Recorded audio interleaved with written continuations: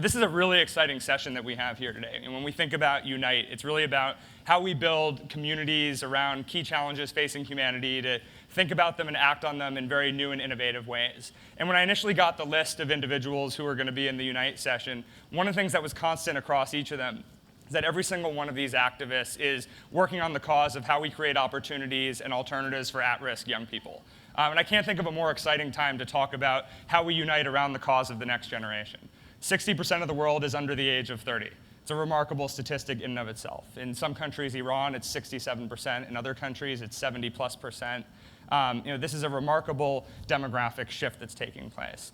Now, I often, when I talk about or act overly exuberant about the kind of youth bulge that we're experiencing around the world, I get pushback from people sometimes saying, we've seen youth bulges happen in previous generations. It's not really a new thing. And I always stop them and say it is a new thing because this is the first generation that's being socialized and brought up with high prevalence of connection technologies that connect these young people to information, each other and entities, and then actual resources in many cases. And so it's literally the most empowered youth demographic that we've seen in our lifetime. So the nation's young, or the world is young, the world is connected. The potential to unite is there. It's ultimately up to individuals, not the technology, whether that actually takes place. Now, there's one other sort of additional point that I want to make about this session before introducing our first panel, which is the importance in the 21st century of building non-traditional partnerships. When I worked in government up until a little less than a week ago, I used to make the argument that statecraft or foreign policy is just a fancy way of saying troubleshooting the world's challenges. And if we view statecraft and foreign policy as such, then statecraft and foreign policy is as much about building connections as it is doing negotiations. And I think that's true whether you're in government. I think that's true whether you're a grassroots activist. I think that's true whether you're in the private sector or any other industry. So with that, I want to get right into it. We have a really, really exciting session. Dennis laid out a few highlights. I want to bring to the stage John Battelle and Will.i.am. John Battelle is the founder, CEO, and chair of Federated Media Publishing. He is a serial entrepreneur. He's a serial journalist. He's a man of many talents. Will.i.am is someone who needs no introduction, one of my favorite artists, actually. He's the founder and frontman for Black Eyed Peas. He's also an actor. He's a producer. I think you have your own clothing line as well, if I'm not mistaken. The I.am Scholarship, a remarkable organization, provides funding and opportunities to young innovators and leaders to see them through to the completion of their secondary education so they can get an extra edge up to take their cause to the next level. I'd like to join in giving them a round of applause. Look forward to hearing from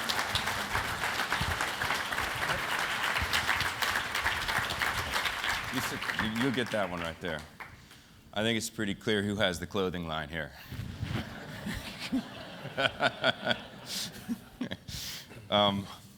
So it was really cool to see you last night at dinner and at the party. And since we're just beginning this whole Unite theme today, this morning, the word beginning has some meaning to you. So what was it you were working on last night late? Well, working on a new record just the past month. I was given a whole new deadline to turn in our new record. So I have to do like 5 months work in 3 weeks. It's cool. And the name of that record? Is The Beginning. Our last one was The End, and this one is The Beginning. So I don't want to put you on the spot, but that's kind of my job. The End was an acronym. Energy never dies. Yeah. Is The Beginning an acronym? Yeah, it's a little long though. But it stands for the brain exists gathering information, neglecting negativity, inspiring neurological growth. Little brainiac. Right on. Okay. So, how many of you folks out here, show of hands, have seen the video project that Will put together called Yes We Can? So most of you. Now that was it was 2 years ago, give or take, as I recall, after a primary defeat by in the race in Obama's race for the presidency. And that was really, yesterday's theme was catalyst, lead, innovate. I think that video checks all those boxes. And then today is unite. And then what happened afterwards.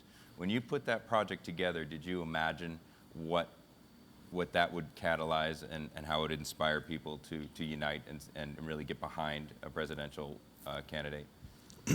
Yeah, you know, we were just talking about Terry McAuliffe. In 2004, Terry McAuliffe, you know, called us up to campaign for Kerry, and we jumped to it. You know, it was Kerry versus Bush. So all the youth, you know, we all, you know, hopped on board the Kerry train, and we were hurt when the outcome was, you know, to Bush.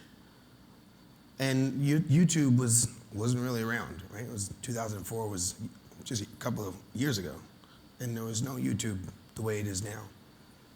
And if you were to tell Kerry, just think about in 2004, hey, you're gonna lose.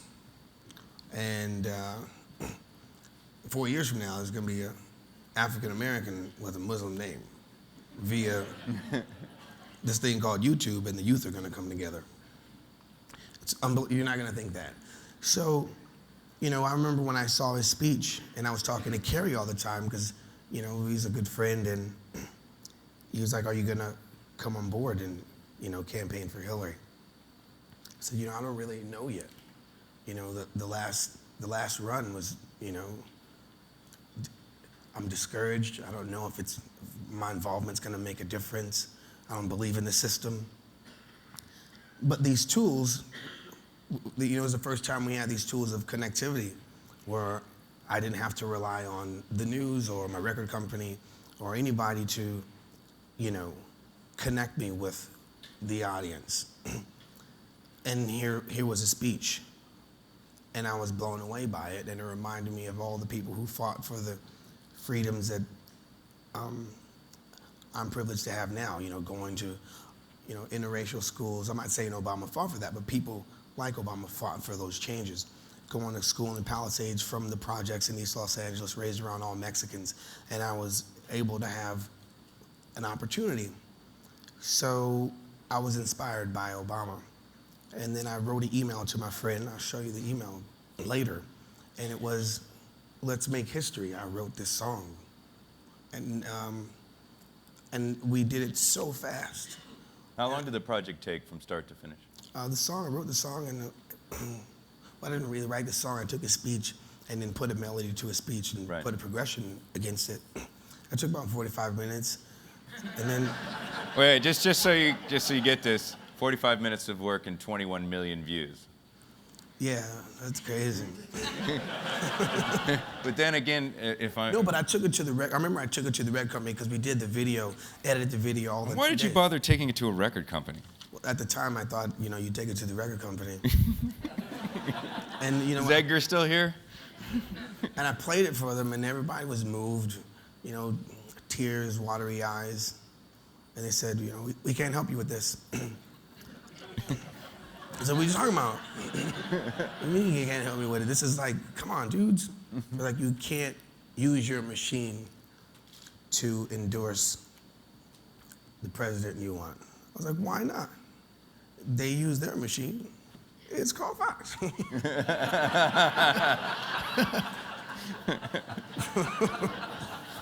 And so they're like, you can't do that. So I was like, all right. So, in the internet, I was like, well, I'm gonna put it online and see what happens. And it's amazing what happens in 24 hours when it's tangible, when there's emotion and purpose, and you inspired like-minded individuals to feel what you felt. And there's an art into, you know, trying to get the emotion and translate that musically.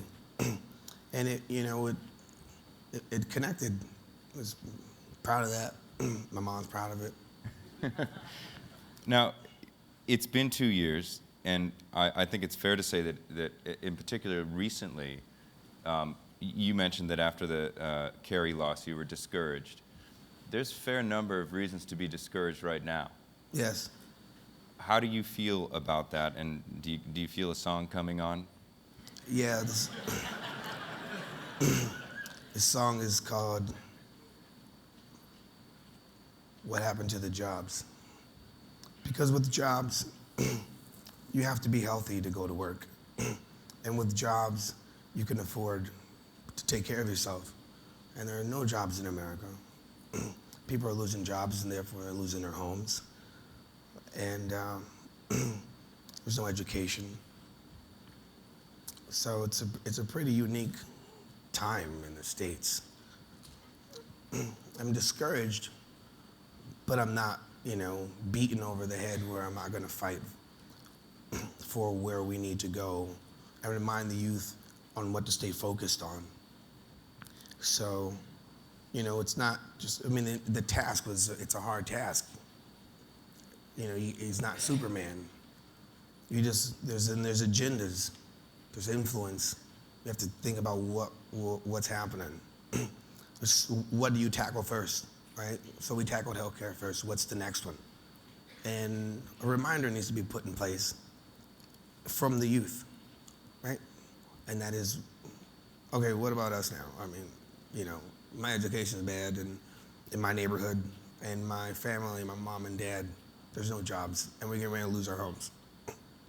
So that's the thing that hits me. The only thing that I'm... And that's what you focused a couple of your recent philanthropic efforts on. Yeah, so, I'm a thinking individual. I always go online or just Google anything. That's what I do. Like, I tour religiously. I'm gone 200 days out of the year. A lot of times I'm in the hotel. It seems like a glamorous life, but it's really, you're lonely. So you're online all the time, chatting, webcamming. I love you, baby. Really? What are you looking at? I see your eye over there in that other corner. Multiple video chats at the same time? No, you're chatting, you're searching things, you're writing songs, you're Googling words, finding out information. So I realized, why am I going to wait for a natural disaster when there's a natural disaster happening in America? And that natural disaster was not by Mother Nature, it's by Father Unnatural. Because it's sad. Go to Detroit. First, go to Monaco, then go to Detroit. Right? Here you have apartments for millions of dollars, and you go to Detroit and there's apartments abandoned, factories abandoned, projects.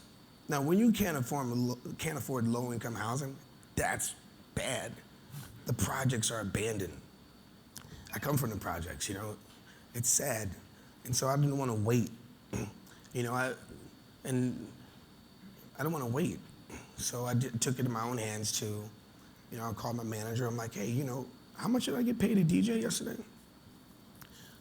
Well, I've been doing research, and I realized that a lot of families, they're losing their homes because they can't pay $75,000, and they have, $100,000 left on their mortgage, and they have no jobs to pay their, $2,000 mortgage a month. Why can't I take my DJ money and just pay their house off? They don't have to worry about anything anymore. Let's start a program. Let's call it I Am Home.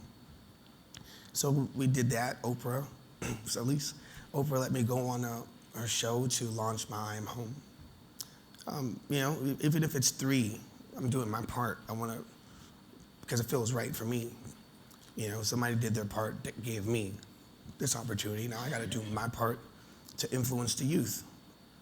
So the youth come into the world knowing that they have to take responsibility within themselves to do their part. And then I started the I Am Scholarship, sending kids to college. Well, they don't have to pay me back. One thing you don't want to do is do things where it creates more debt. So I guess there's enough of that.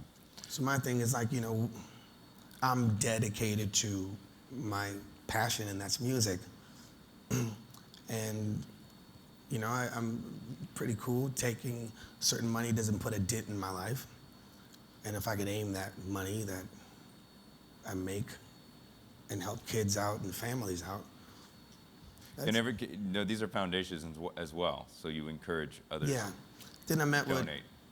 and then So I'm giving you an opportunity to. well, I started on my own, and then I figured out a way to sustain it.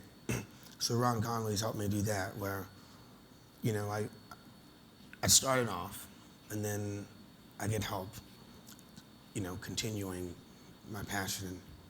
Now, if I can switch topics for a second, you and the Black Eyed Peas are very well known for sort of redefining some of the relationships of talent and artists to the industry, in particular your relationships with brands. Yeah. As a matter of fact, according to a Wall Street Journal article I read, you often pitch marketers using PowerPoint, talking about your audience's demographic reach, spending power. I'm probably one of the only guys that makes decks. So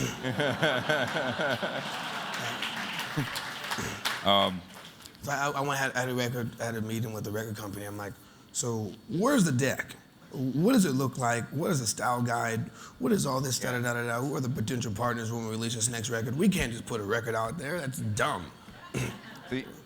So that was leading me to my my next question, which is when you were recently awarded the President's honor from BMI, which is the sort of old school way of measuring music such that artists like yourself get paid, and they gave you, it was their highest honor, and in your speech accepting the award, it was just a couple of weeks ago, you basically declared the music industry as it was known over, and challenged the industry, which was assembled before you, to rethink how it's going to be organized in the future. What are your ideas about that? Well, the music industry is over. There's some people that, have clout and, budgets from their parent companies to spend money thinking that it's 1998. But the way it used to function, like stores, there's no stores. Our contract states that, we have control over singles. It goes to iTunes. They're all singles. So in reality, those aren't songs. Those are licenses, right? Apple licensed our music to be on their iTunes. So we should be getting paid like if we were partnering with a brand and they gave us money to license our song, and we split it 50-50. So that being said, even from the contract's point of view and what's being practiced is all wrong. So that just shows how crazy the business is. We're making music and our contract is for the vinyl, right? 3-minute songs, 12 songs per album. That's because that's how much information fit on the lacquer.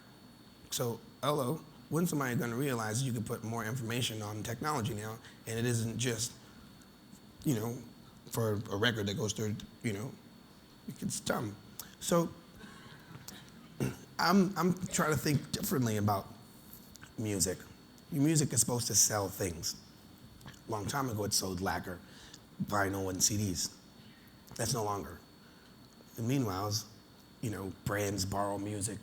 So You sell your song plays all over the radio. You play at the Staples Center. It's all branded.